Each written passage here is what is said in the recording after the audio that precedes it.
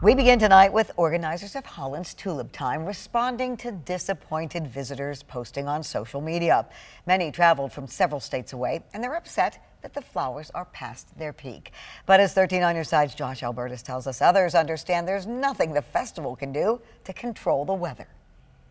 The opening days of Holland's Tulip Time Festival have been marked by beautiful conditions, vibrant hues, and organizers say record attendance. Windmill Island Gardens had their best ever day in their entire history on Saturday. They had 15,000 visitors in one day, and they've been open for over 50 years. But while the festival has seen continued success in the first few days, many of its show-stealing tulips don't seem to be having as good a time, with many either already having finished their bloom or now wrapping up their petals, not to be seen again until next year. It's too bad that it's over the hill, but it's still, there's plenty of color. While organizers had anticipated the right weather for the tulips to shine their brightest for the festival, they say there's one main factor that quickly changed that outlook in recent days. The warm weather. And the rain and wind definitely has taken them out a little sooner. We were expecting to have really nice blooms through the end of the week, and it just didn't happen. According to the festival's history website, organizers did move up the festival 1 week and shortened it in 2001 to account for warm weather trends and global warming.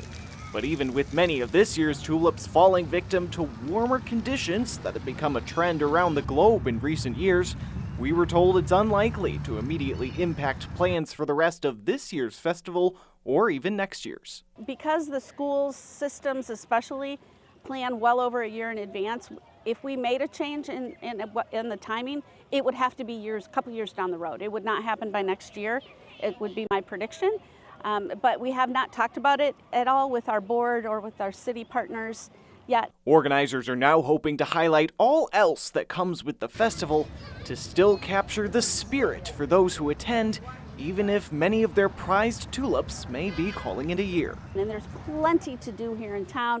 Our iconic Dutch dancers are dancing every evening. You can take Dutch dance lessons. We try to weatherproof what we do so that you can see tulips. They're just not planted in the ground.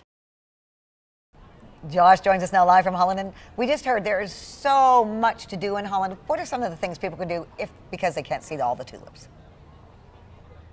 Well, Juliet, we're kind of getting a full picture here, if you come join me, of what we're seeing here in Holland. When it comes to the tulips, great tulip bed right there. Some of those places are still experiencing that very well. Some others, like the bed behind me here, those are the ones that are kind of calling it quits for this year. And then what's behind us here, we are expecting soon some of that Dutch street dancing to begin here this evening. The road has been blocked off for that, and that's really what organizers in their public statements throughout the last day or so have been saying are really what they're focusing on right now in terms of, even if some of the tulips are out for the season, there's so much else to do. Many stands, many shops will be open with their continuing events when it comes to this festival that will run throughout the week, and that's what they're focusing on to kind of encapsulate the spirit, even if many of those tulips are calling it quits. Yeah, Julia. it's still a lot of fun. Thank you, Josh, for that live update.